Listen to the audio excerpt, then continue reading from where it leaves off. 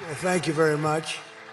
And it's great to be here today at the U.S. Saudi Investment Forum. Great group of people. The biggest, you got the biggest in the room. But some of the most talented, maybe most importantly, the word talent, successful and innovative business leaders anywhere on the planet. Whether you have come from near or far, we're delighted to have you invest right here in the hottest country anywhere in the world. Every leader is saying the United States we're the hottest country in the world. We're going to keep it that way too. But this has been, according to those that seem to say it, and I will say it, I would never say a thing like that because I want to be very modest. I always want to be modest as I can. They say this has been the best 9 months that any president has ever had. I'd say that's pretty good, right? But we've had a great 9 months. Now we have to do it more than a few more times. We just have to keep it going. We'll keep it going. I want to thank my friend, a great gentleman, Crown Prince Mohammed of Saudi Arabia, for his bold leadership and deep commitment to the ties between our two countries. Thank you. Thank you. Great gentleman. Yesterday, we had a phenomenal visit at the White House celebrating the 80-year bond between the United States and Saudi Arabia. We ended with an unbelievable show last night in a room that was far too small, but the next time you're here, you'll have a much bigger room. It's gonna be much bigger. I made more enemies last night by we had 119 people. That was a record for the room. So they've wanted for 150 years. They've been clamoring for a ballroom at the White House, and we're giving them one. We're giving them 1+, and it'll be something. But you'll be here. You'll be among the first, if not the first, if you'd like. You know, we'll work it out. But you had a lot of people that wanted to be there. They really would have witnessed something that was really incredible. The entertainment last night was incredible, including our great opera singer, but including the military, the talent and the military musically is also incredible. So it was great to be with you last night. I think it was something to behold. We officially designated the kingdom yesterday as the major non-NATO ally. That's a big deal. It's actually a very big deal.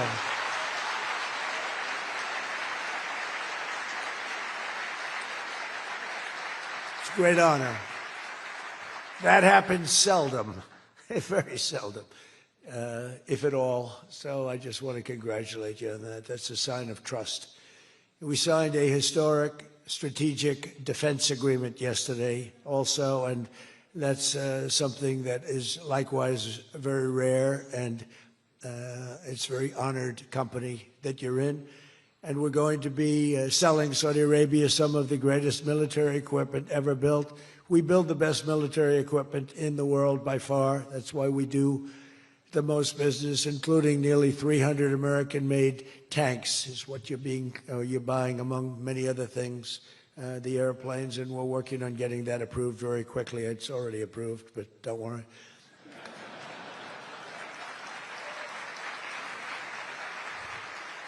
We have to go through a process. The process will take, Elon knows, the process will take about, would you say 24 hours? I think so. You're in good shape, very good shape. The partnership between our two nations is among the most consequential in the entire world, and together the Crown Prince and I are making an alliance stronger and more powerful than it's ever been before. We've had good relationships and frankly not good. You didn't have a good relationship with Barack Hussein Obama. You didn't have a good relationship with Sleepy Joe Biden. But you had a great relationship with me, and now it's as good as it was, probably even better if you think about it, because we took the dark cloud away from your country. It was called Iran and its nuclear capability, and we obliterated that very quickly and strongly and powerfully. But that was a real cloud over the whole Middle East, and now they want to make a deal. They want to make a deal. They want to see if they can work out a deal with us, and we'll be doing that probably. But that was a terrible cloud that you had to live with for a long time. 22 years they were thinking about doing that, the B-2s. That was even before the B-2s. Those B-2s, what machines they were, they flew in, they were undetectable, and they dropped their payload, and every single bomb hit its exact mark, which was a shaft going deep into the mountain. And every single one of them hit, and it was total obliteration. And then I was criticized by some of the fake news for saying the word obliteration was too strong, perhaps. They had no idea. Nobody saw it. 3 days later, when the Atomic Energy Commission went, they said it was total obliteration, beyond obliteration, they said. But they want to make a deal. We'll see what happens. This week, our countries also signed groundbreaking agreements on civil nuclear energy, critical minerals, and artificial intelligence. And I want to congratulate a lot of the great American leaders, business leaders that are in the room. And you'll do a great job for Saudi Arabia and for a lot of other people in the room that are buying your product, taking your product, and using your product. All of that is in addition to the $600 billion investment in the United States that Saudi Arabia announced during my unforgettable visit there last spring. Well, I said, could you try and get that up to $1 trillion? And yesterday, the Crown Prince announced that the number that they'll be investing in the United States is $1 trillion. So that's really an honor.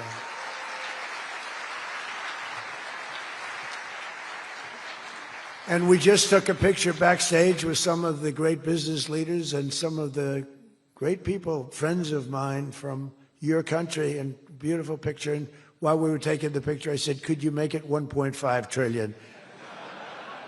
So he's got something to think about. I don't know. We'll get something. I think we'll get something, Scott, right? But many of you in the room are playing a key role in making these projects happen, and we're told that $270 billion in agreements and sales are being signed between dozens of companies, and that's just happening today, $270 billion. That's big stuff. So on behalf of the thousands of American workers who I care about most, I want to thank you for bringing all those jobs and all those great opportunities to America and bringing great wealth to America. We've become a very wealthy country. We have a couple of little things. We're waiting for a decision. We hope that's going to be good, but if it's not, we always find ways, we find ways, but we've done things that nobody thought were possible, and we're taking in trillions and trillions of dollars. Tariffs have been, frankly, the best thing that's ever happened to our country. They've always been used against us, and we never had people that were smart enough to use them in the opposite direction. But now you do, and we have taken in trillions of dollars, and it's been absolutely amazing. We're going to be doing a dividend to the people, low and middle income, moderate income people, of at least $2,000. In addition to that, we'll be paying down debt very substantially. It's the kind of money we're taking in. And really, countries that took advantage of us are no longer taking advantage of us.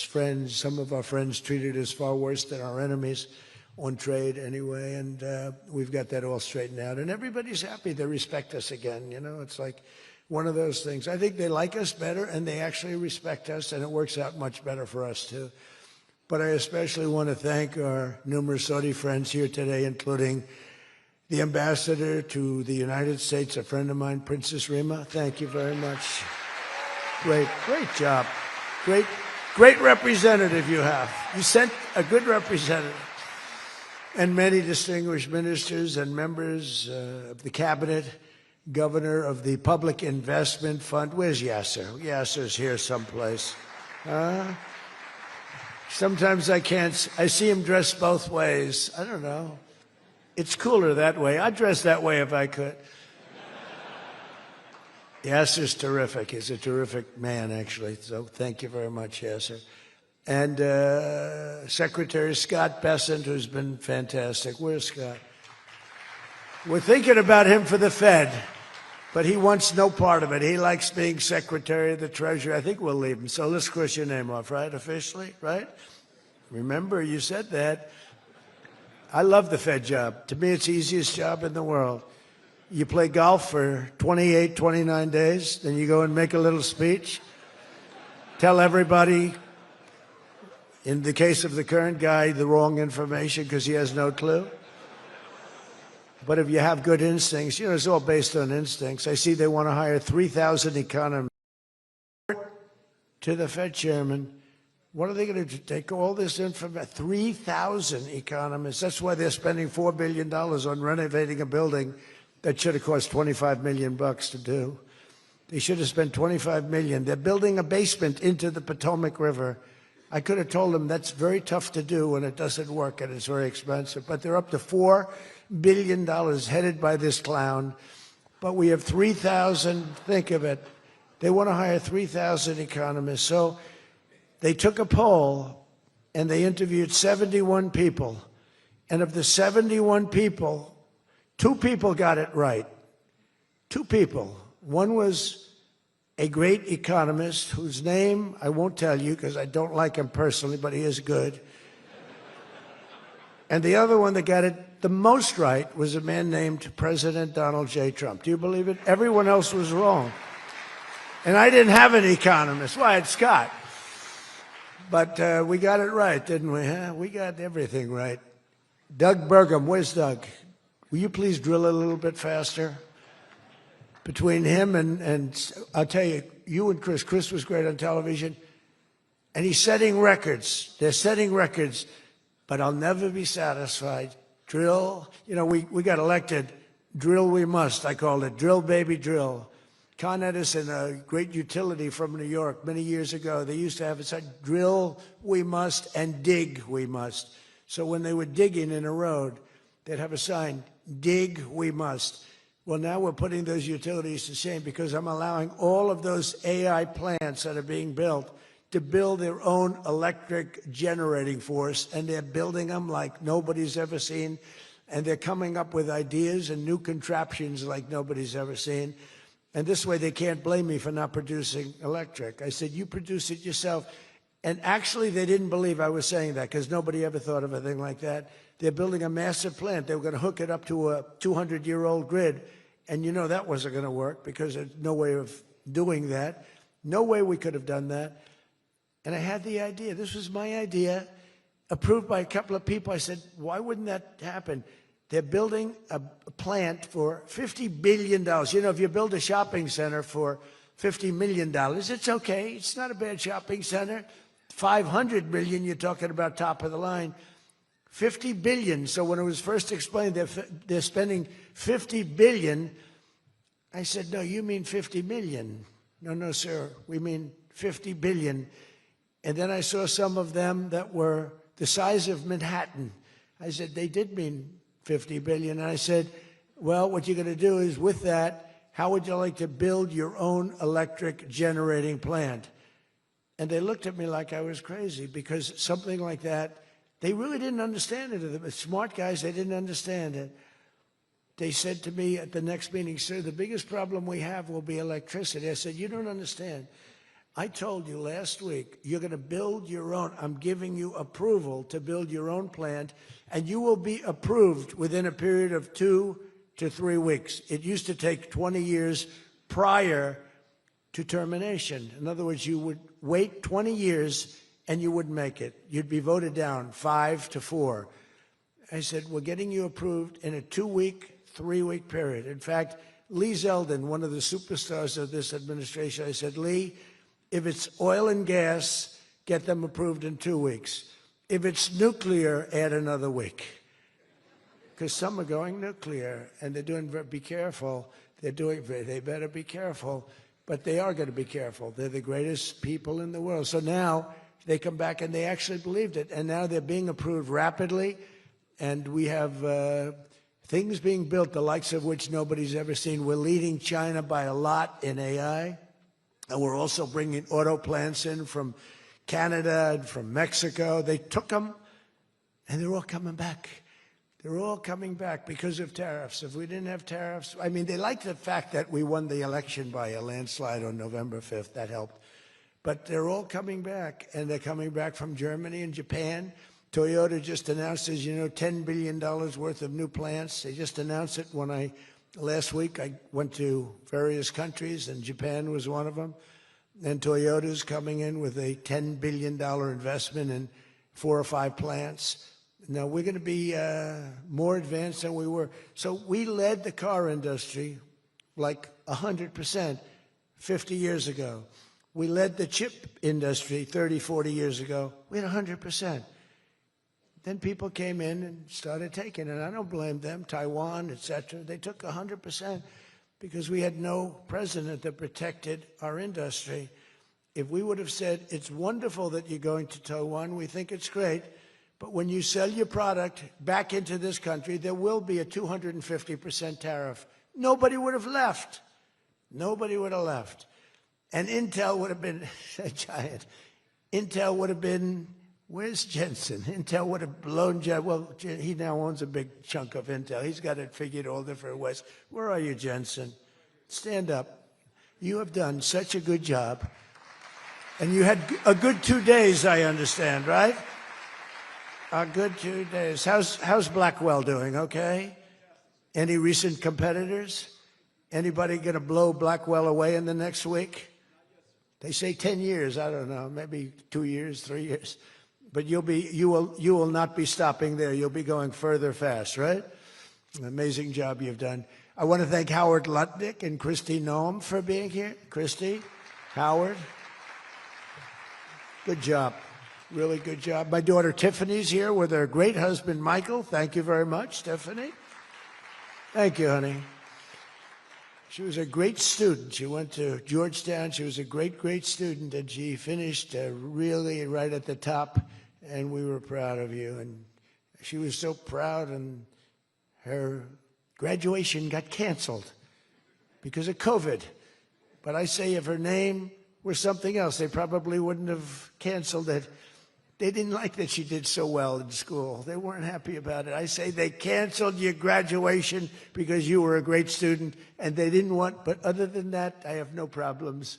You see, I don't take anything personally. Anyway, great job. And of course, hundreds of the top minds in technology, finance, and private enterprise from both Saudi Arabia and the United States. But my message to all of the leaders and investors with us today, and they are the best in the world, is very simple. Under the Trump administration, America is back and America is open for business. And America is actually stronger than it's ever been before, ever. We rebuilt the military in my first term. Foolishly, we gave a little bit to Afghanistan, but not very much compared to what we built. But now we're building it at levels that we've never done before. And in addition to that, we're sending a lot out to our allies, and we're making it possible for them to get it. I want those companies to build more plants, to build it faster. We want them to build it faster. The biggest problem we have is we have a backlog because it's so good. Every country wants our missiles, our jets. They want everything we have, and we got to go faster. We just have a new plane, the F-47. It won a very strong competition. It's the newest, and that was won by Boeing. Boeing is doing, by the way, Boeing is doing an amazing job of coming back. Kelly is doing a great job.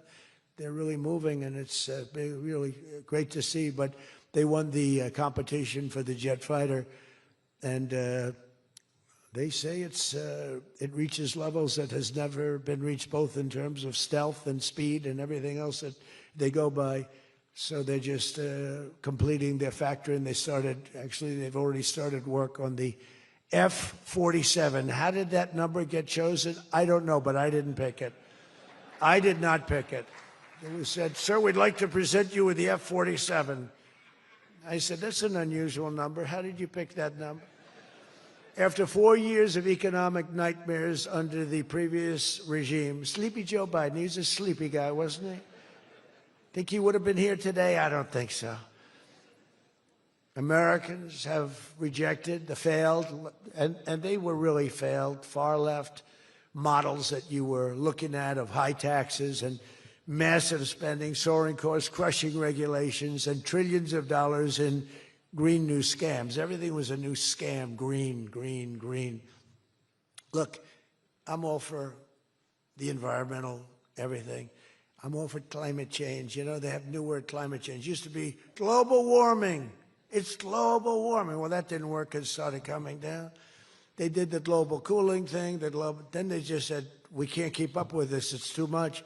So we'll go perfect words. Climate change. They're covered. If it rains, if it snows, if it's warm, it's climate change. The world was supposed to have been gone 2 years ago. They gave us 12 years, Howard, to live, right? 12 years. But that was 14 years ago. The world was going to burn up, but it got actually much cooler. These people, it's a little conspiracy out there. We have to investigate them immediately. They probably are being investigated. Their policies punished success, rewarded failure, and produced disaster, including the worst inflation in our country's history. We had the worst inflation in history, and now we have a beautiful normal inflation. It's going to come down over the next few months a little bit more, but we have a nice normal inflation. We had the highest inflation in the history of our country. 9 months ago, our country was dead. But now America is the hottest country anywhere in the world. We're the hottest country. I don't care what country you're with. America is the hottest country considered. And we did this in a period of 9 months. We're a little longer than that, but it took me about 2 weeks to get started. We're rewarding those who build and create, invent, and invest in the USA. And you know, our tax, our big, I call it the great big beautiful bill. It's the biggest bill ever passed in the history of Congress. And Scott and I and all of us, we sat down and we said, let's do it, along with the Speaker and John Thune and everybody, said, let's do it all in one bill. And a lot of people were totally, they said, you'll never get it approved. And we didn't have a huge majority. We had a huge presidential win. We won everything. We won all 7 swing states. We won the popular vote by millions. We won everything. But the one thing, we won one, it's called districts. The country has districts, and we won in terms of districts 2,750 to 550. And that's the most, that's why when you see the map of the election, it's the whole country, it's all red, and it's pretty amazing. 2 little blue streaks on the right and on the left, and they're very little and getting smaller. But it's been, you know, it's been pretty amazing. But in 4 long years, Joe Biden secured less than $1 trillion. In 9 short months, I've secured $18 trillion to rebuild our factories, create hundreds of thousands of jobs, and bring back those beautiful words, made in America. So think of that. He did less than $1 trillion in 4 years, and in 9 months, we've done more than $18 trillion, okay? That's called success. And we think that by the end of the first year, it'll be over $20 trillion. So, and thank you very much. You helped with that little boost you gave us, that little increase. We appreciate it so much. We appreciate you. So it's just one example. Under the deals being signed this week, workers at GE Aerospace, I think he's here. Where is he? Stand up. What a job you've done with your new engines. And where are you? You're there. It's not a very good location for you. I thought you have been amazing. Great new engine that's supposed to be more efficient, more powerful, and less costly. That's not a bad combination. But GE Aerospace will soon be delivering dozens of new airplane engines for 787 Dreamliners in Saudi Arabia's commercial fleet. Big order. It was a big order just secured. Every new job and every new factory created by these announcements builds up our middle class and strengthens, it really strengthens the industrial backbone of America. And, you know, I view it differently. I used to view it as it's great, great, great. The stock goes up. I view it, everything as jobs now, because I don't care. I care about jobs. And we have more jobs. It was just announced. We have more jobs right now than we've ever had in the history of our country. Those are big numbers. You know, it's like crazy. It's a great, just a great stat. More jobs today than we've ever had in the history of our country. And we're going to be producing a lot more are coming. In my first term, we built the greatest economy in the history of the world, and now we're do it again. But this is really bigger and better and stronger. The first term, we had what was considered the best economy that any president has ever had. That's nice. And we got hit with COVID, remember? And we did a great job with COVID, but that was a horrible thing for the whole world. The whole world suffered. Your country suffered. Everybody suffered. And despite that, we had the greatest economy. And before that, forget it. We blew it off the charts. I'll never forget, I met with pollsters the day before I got the news about COVID, but I met with two pollsters because we were starting to think about the next election. They said, sir, if George Washington and Abraham Lincoln came back from the dead and they aligned and they went for the president, vice president as a combination, you'd be beating them by 25 points. And then the next day I was told that something strange is happening. There's a lot of death being reported in a certain country. I won't tell you which one because that country is well represented here, but you know which one. And thousands and thousands of people are dying. And I said, that's strange. What would that be? And it turned out to be a disaster for the world. There's, nothing has been seen like that since 1917. I always thought that when I heard, pandemic or anything you want to call it, but I always thought that was like an ancient phenomena, that could never happen in modern times, but it did. But we did a great job with all of the things that we did with the vaccines, with so many of the drugs that we came up with, making you better. Regeneron is an example. Regeneron was fantastic. I give them great credit for what they did. But we did great, and then we started doing the gowns and the masks and the goggles and the ventilators. We were sending ventilators all over the world. We became the king of ventilators. But what a period of time that was for all of us. But despite that, we had the greatest economy in the history we had the greatest economy in the history of the world. And I'll tell you, it was an amazing time. But this looks like it's going to be blowing it away, because when these plants, which are being built now, and many are going to be started very shortly, many, but when they open, we're going to see numbers the likes of which nobody's ever seen before. And, in some cases, you're building extremely complex plants. You're building plants to make computers and to make telephones, to make a lot of different things, missiles. But you're building plants that make things that are very detailed, and you have to have great knowledge. And you're coming here and you find, if we don't have people that did that before, we are allowing you, and I may take a little heat. I always take a little heat from my people, the people that love me and the people that I love. They happen to be toward the right of center, toward the right. Sometimes they're way right. But if you have to bring people to get those plants opened, we want you to do that, and we want those people to teach our people how to make computer chips and how to make other things. You can't come in, and I'm explaining, you can't come in, open up a massive computer chip factory for billions and billions of dollars like is being done in Arizona, and think you're going to hire people off an unemployment line to run it. They're going to have to bring thousands of people with them, and I'm going to welcome those people. Now, I love my conservative friends. I love MAGA, but this is MAGA.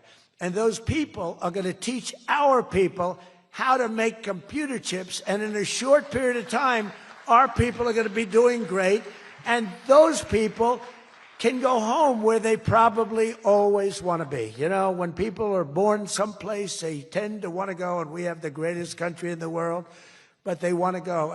But they're going to do. We had one case in Georgia where a battery factory, batteries are very dangerous to make. They're complex, much more complex than people understand. And they spent $1 billion to build a factory, and they were told to get out. And I said, stop it. Don't be stupid. And we worked it out. And now they're teaching our people how to do it.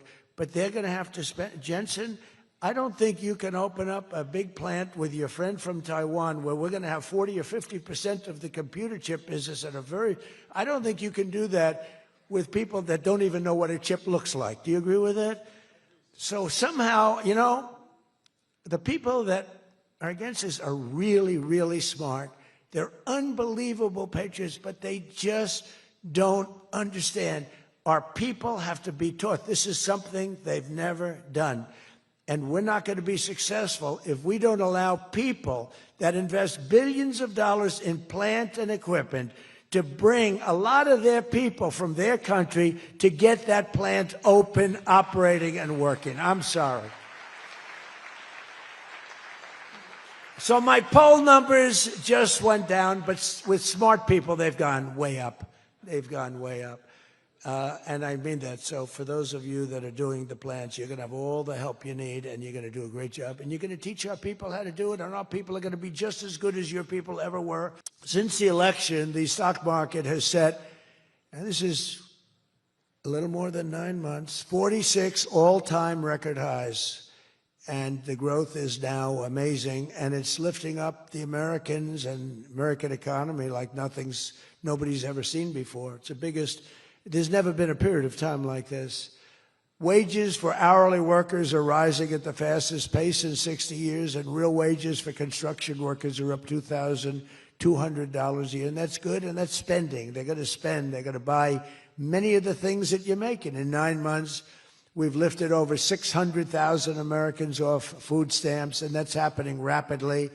You know, when we had the problem 2 weeks ago on the SNAP, and they talked about all of this, the numbers. So when I left, which was a rigged election, by the way, but that's okay. You know, they used to go crazy. I'd say rigged, nobody complains anymore because now they realize it was, and it's been proven, and it continues to be proven. But when I left, that number was $7 billion. Now it's $47 billion. That's Biden. So if you think about it, if Kamala, who's the same basic thing, grossly incompetent, he was incompetent. They're all incompetent because their policies are incompetent. Open borders, men playing in women's sports, transgender for everybody. I mean, they got the worst policy. I don't talk about it too much because if I talk about it, they might change. So, no, I don't talk about it. I tell people, don't talk about it. Wait till 2 weeks before the election and hit the hell out of them. Right? We talked about that, right, Elon? He said, we wait 2 weeks before. It's almost like you're at a war. Don't shoot yet. Don't shoot. Hold your fire. The enemy's rushing. Hold your fire. Don't shoot. Okay, now you can go.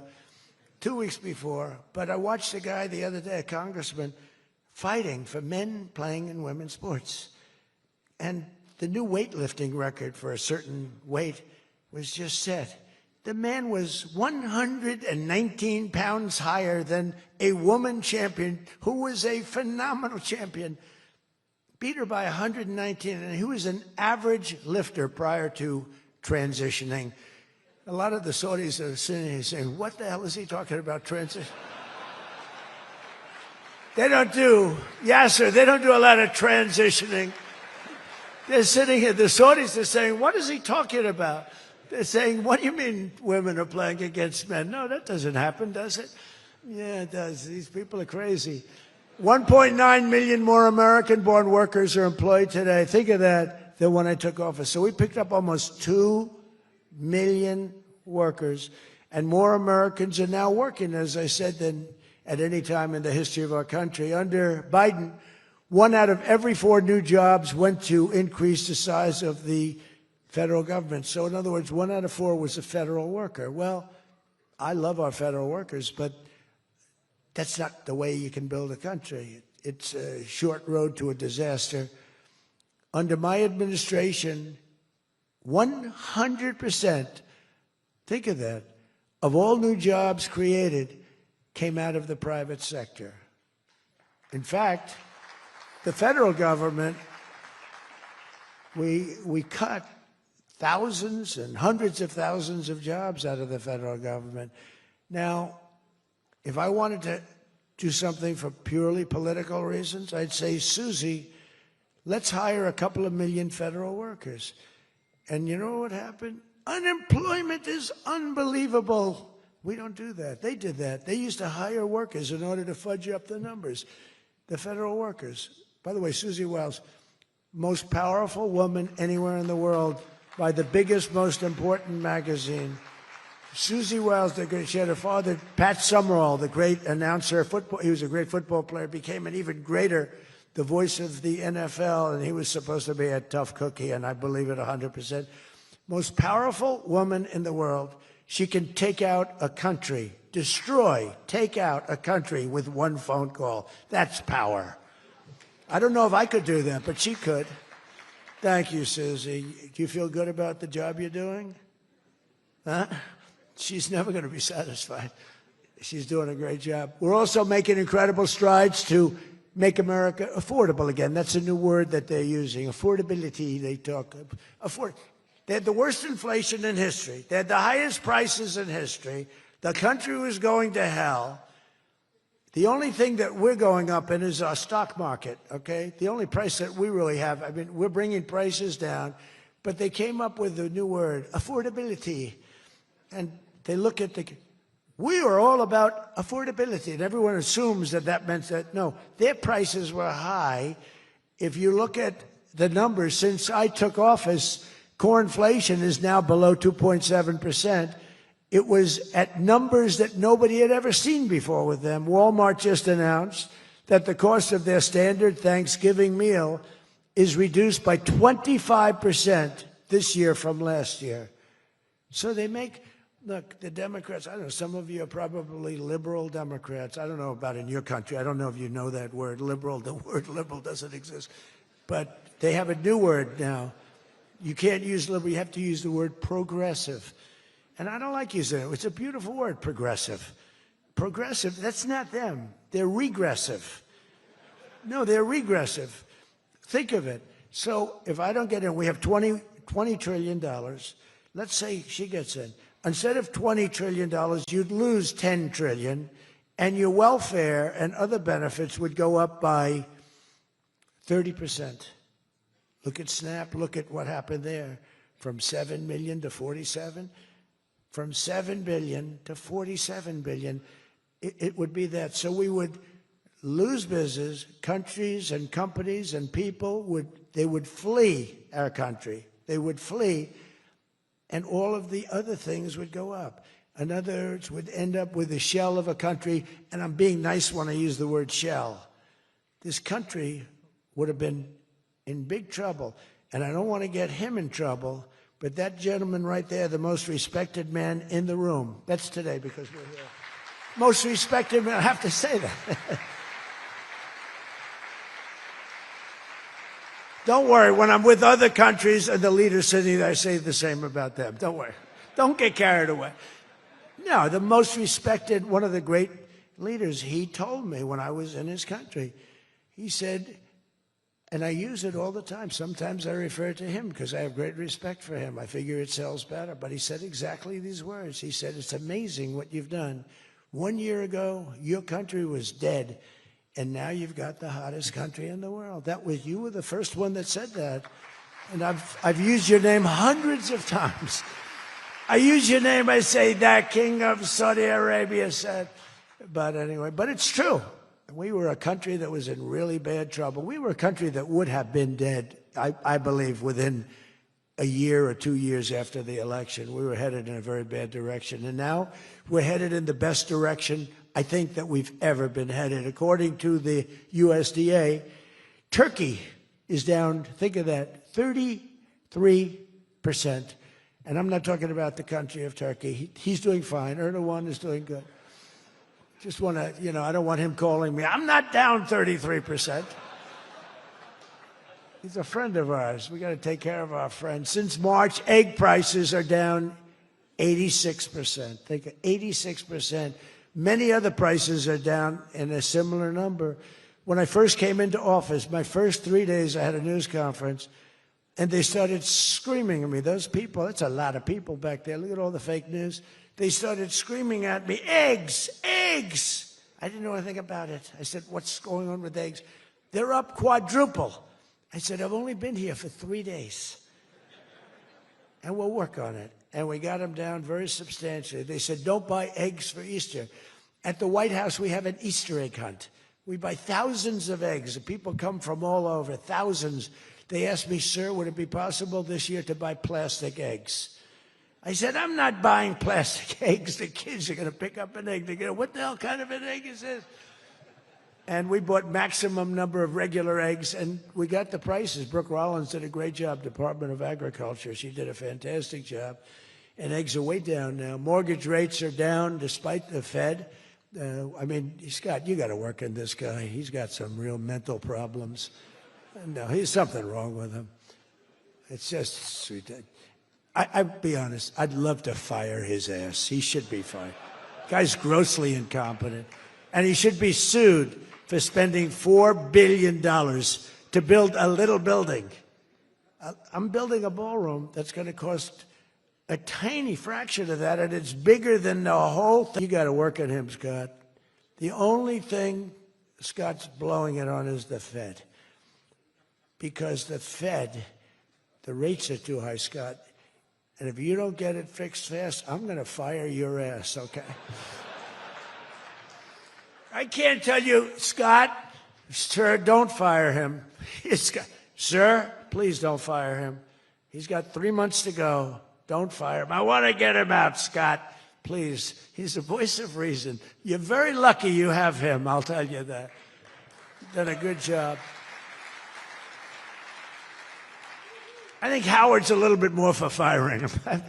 Right, Howard? I think Howard would say, get him the hell out of there. Anyway, well, congressional Democrats wanted the largest tax hike in history. They wanted to raise your taxes by 42% of you, 44%. I proudly gave you the largest tax cuts in American history. Don't forget, the great big beautiful bill doesn't kick in until January 1st. So all these numbers that you're reading about, all these great numbers, that's without the tax cuts. The tax cuts take effect on January 1st, and that's no tax on tips, no tax on overtime, and no tax on Social Security for our great seniors.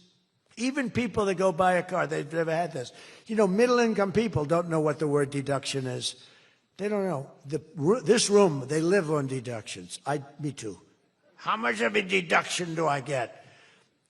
We all live on it. Middle-income people, they don't know about that. They don't really have deductions. We're giving them a deduction on the interest if they buy a nice Tesla car and they borrow the money. You're so lucky I'm with you, Elon. I'll tell you, has he ever thanked me properly? Although I do let him buy other than electric cars, but these are minor details. You know, we had a mandate, which even Elon thought was ridiculous, that everybody has to have an electric car by 2030. And once, fortunately, he said, that's a ridiculous thing. So I keep quoting, but I'm giving them a deduction. Now, Elon would like to have it differently. A deduction only if you buy a Tesla, right? But we'll let it be for everybody. But think of it.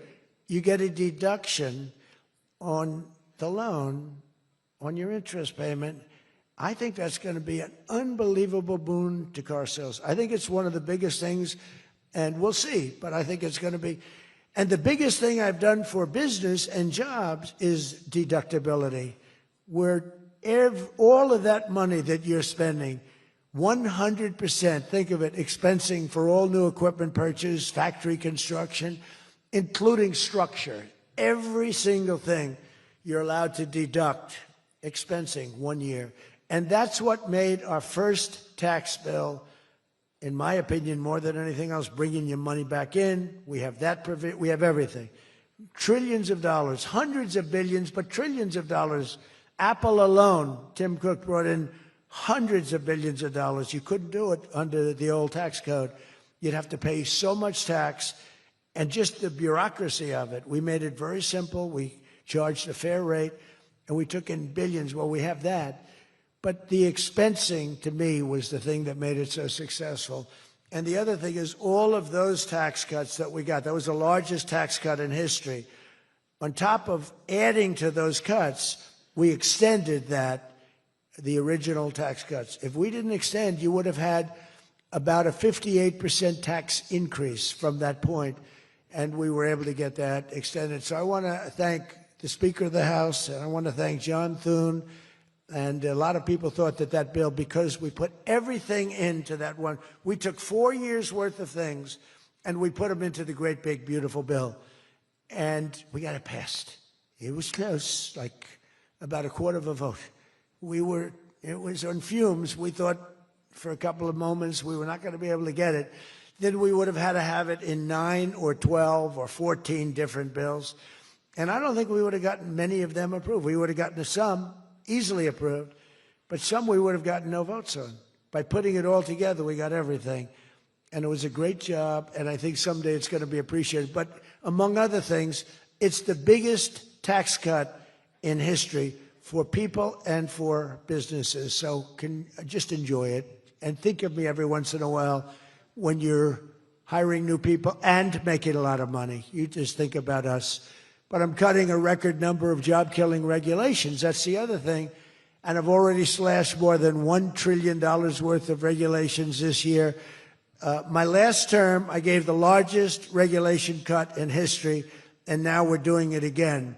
In fact, for every new regulation, they're mandated to cut 10. And so far, it's for every new regulation, they've cut 30. So they have the idea. And very importantly, we stopped Joe Biden's radical crusade to kill oil and natural gas. Somehow, I don't think Saudi Arabia would like me too much if we decide to kill oil and natural gas. There's nothing like it. It works. Windmills don't work. Other things, I don't want to get into it too much, but they don't work. What does work is natural gas, oil, nuclear, and other things. But the windmills are a disaster. I am the biggest negative person on windmills. They ruin your locations. They ruin.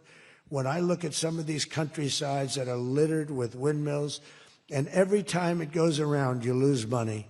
The country loses money. It's a disaster. And I just hope that some of these countries that are losing their ass, we have countries that are going bankrupt because they're putting windmills all over the place. You're supposed to make money with energy, not lose money with energy.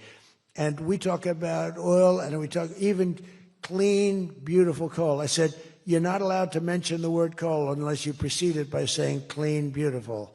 So I have my people in the office, they're talking about coal, right? And they're going, sir, a clean, beautiful coal is doing very well, sir. And then 2 minutes later, clean, beautiful coal. Then he mentions the third time, sir, coal. No, it's clean and beautiful because it needs a public relations help. Coal needs a little help public relations-wise. So we refer to it as clean, beautiful coal, and it does have its place. That I can tell you. But we're streamlining permitting for all new energy projects, all new mining projects, and what used to take 28 days is now down to very little. But we had times when, not 28 days, we had times when things would take 14, 15, 16, and even 20 years to get approved. We have a maximum day, 28 days. That's the maximum it'll take. It'll never take more. You can come in with $1 trillion factory. You can come in with what it takes. A maximum of, you don't have to go years and years and years, be abused by bureaucracy. If you build a plant now, you're going to have your plant done within 28 days. And a lot of you are all, because I see everyone shaking their head, you're all agreeing. We're getting you approved by very smart people quickly. You know, when you used to walk in with plans done by the best engineers in the world, thousands of pages, and drop them on some guy who's been there for 28 years approving environmental impact statements, and he's looking at pages that he's never seen, and he's supposed to approve it. He has no idea what the hell is in those pages. So we know what we're doing. We're going to get maximum is 28 days. That's why we have so much under construction, and people can't believe it. They can't believe it. And again, remember what I said, most important thing, you're building your own electric plant. You're really becoming a utility in addition to doing what you're doing. But you're building all of the excess, all of that energy, all of that electricity is being built. And your excess electricity, you can sell back to the federal grid. So we even make it there. Under the deals being signed this week, the world's two leading energy superpowers, America and Saudi Arabia, are partnering on energy like we've never partnered before. American Saudi companies represented here today are joining on liquefied natural gas, infrastructure, constructions, and making both of our energy sections. I mean, our sectors are becoming so strong. Just a quick story. In Louisiana, when I first time I got there were two massive LNG plants. One was under review for 14 years and was being rejected. The other one was for 18 years. The people in Louisiana, Doug, you know exactly what I'm talking about. And one was $20 billion, one was $24 billion, like the biggest things, like 3 Empire State Buildings lying on its side. It was massive. And I said, whatever happened with those plants? Well, sir, they're under review. How long has it been? 14 years and 17 years, and they had given up. Massive investments were being made by other countries and the richest people. They couldn't get them approved. I got myself involved. Right. The second one, I got a little cocky. I took my time. It took me 1 week. And they're both operating today, and they're tremendously successful. I got one, think of it. After 14 years, I was in office. I got involved. I got it done in 1 day. And it's been a tremendous success and made a lot of money for our country and for a lot of other people. And the other one took 1 week to get done. That one was under review, I think, for 14 or 15 years, both of them. So I'm very proud of that, actually. I also proudly ended the ridiculous Biden-era restrictions on artificial intelligence, and we will work closely with friends and partners like those in this room to build the largest, most powerful, most innovative AI ecosystem in the world, and we are going to work it so that you'll have a one approval process, not have to go through 50 states in the United States. You know, you can't go through 50 states. You have to get one approval. 50 states is a disaster because you'll have one woke state and you'll have to do all woke. You'll be back into the woke business. We don't have woke anymore in this country. It's virtually illegal. But you'll have a couple of wokesters, and we don't want to do that. We want to get the AI done, and I'm working with David. David's done a fantastic job. If he's here, I think he is. He is. Thank you. David's done a fantastic job. But we want one approval, one, and hopefully you have the right guy in the federal government. Hopefully you have the right president, but you have one approval, one approving body, not 50, not, you know, hundreds of people all over the country looking at what you're doing. And basically you're forced to take the worst and the most onerous, right, Jensen? Are you happy with that, Jensen? Thank you. If Jensen's happy, I'm happy. But what's very important, we have to do that. And we have a couple of very good, very well-meaning senators that think every state should have a right to approve. We're not going to do that because that will not allow you to do what we have to do. And we'll get that straightened out. Together, the United States and Saudi Arabia are unleashing really the most incredible new prosperity together. And we're also making history and forging peace. And I've settled 8 raging conflicts, 8 wars. I've settled 8 wars. I have 1 to go. You know what that one is. I thought that was going to be my easy one because I have a good relationship with President Putin, but I'm a little disappointed in President Putin right now. He knows that. I thought that was going to be the easy one. I settled 1 war, 36 years. I got it done in 1 day. I had another one, 32 years, millions of people killed. Even Congo and the Rwanda, they had 10 million people killed. It was out of control. I got that settled. I have a man's father who happens to be in this room doing a great job, right? Got that settled. I settled 8 wars, and I'll tell you, His Majesty would like me to do something very powerful having to do with Sudan. It was not on my my charts to be involved in that. I thought it was just something that was crazy and out of control. But I just see how important that is to you and to a lot of your friends in the room. Sudan, and we're going to start working in Sudan. I didn't think that that was one that was going to be so easy to do, but we're going to start working. Mohammed said, yeah, thank you. Thank you to you. No, it wasn't on my charts because I'm good at settling disputes, and I've always been.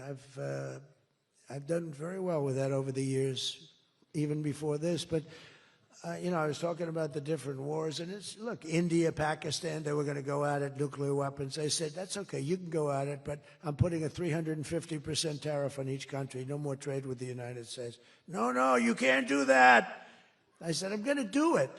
Come back to me and I'll take it down. But I'm not going to have you guys shooting nuclear weapons at each other, killing millions of people, and having the nuclear dust floating over Los Angeles. I'm not going to do it. They said, we don't like that. I said, I don't care if you like it or not. So I was all set. I told Scott, 350% tariff to settle that war. If you don't, we'll make a nice trade deal. They were in the midst of a deal.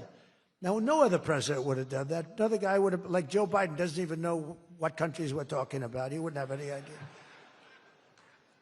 There'd be no tariffs, no nothing. Just the whole world would go to hell.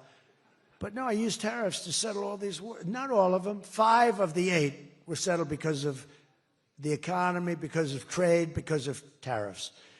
So I did this. But, and then I'll tell you what, the Prime Minister of Pakistan called me. Thank you very much.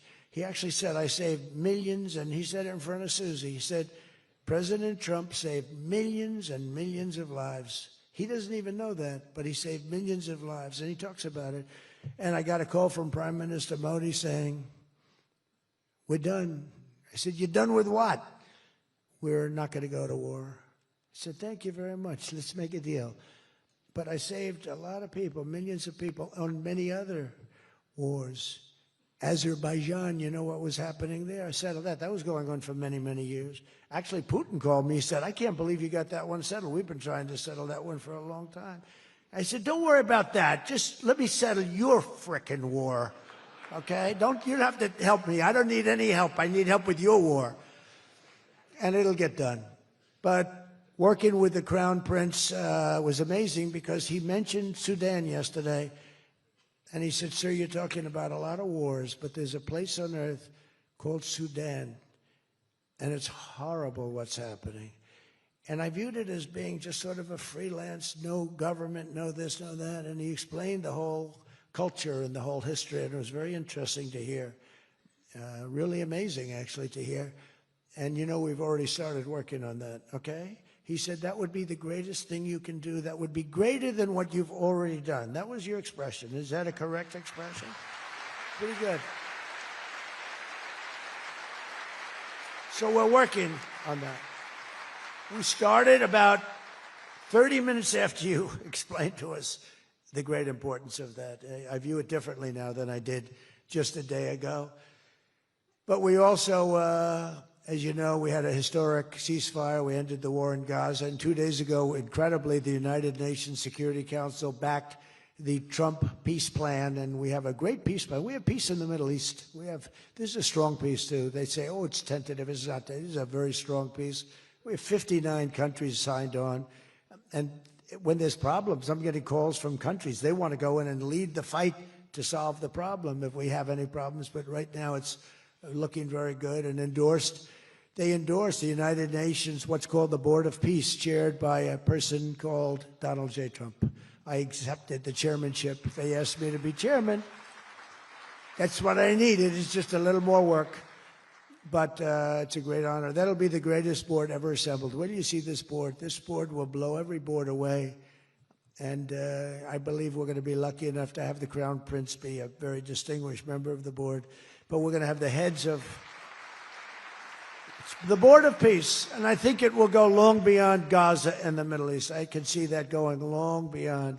There'll never be anything like this in terms of, I know you all have wonderful boards, but this is going to blow it away. It's going to blow them all away, and it's going to do some really good. So in the coming months, the Crown Prince and I are going to ensure that the ceasefire and everything else that's going on that's so positive in the Middle East, hard to believe. I mean, I've grown up, peace in the Middle East. I used to have peace, peace, peace in the Middle East, but never happened. We have peace in the Middle East. It's an amazing thing. Nobody thought, 3,000 years they talked.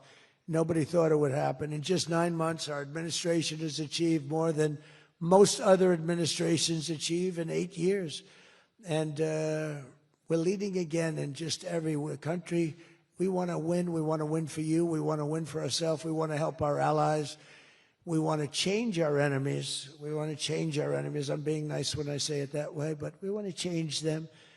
And if they don't change, we're going to be nasty. But hopefully we're not going to have to be nasty. But we want the world to prosper. We want the world to be safe. Our alliances are flourishing like they haven't before. And, you know, they're respecting America again. They didn't respect us. We were like a bunch of stupid people. We had a president that couldn't get up and talk, couldn't walk up a flight of stairs. We had people that didn't know what the hell they were doing. We were an embarrassment all over the world. But now we have people that are respected at levels that we've never seen before. So I just want to tell you that This is a group that I respect. I read every single name of every single person sitting in each and every seat, and I either know you or I know of you. This is an amazing group of people. Gentleman sitting right smack center with 2 seats in between him. He wants plenty of room.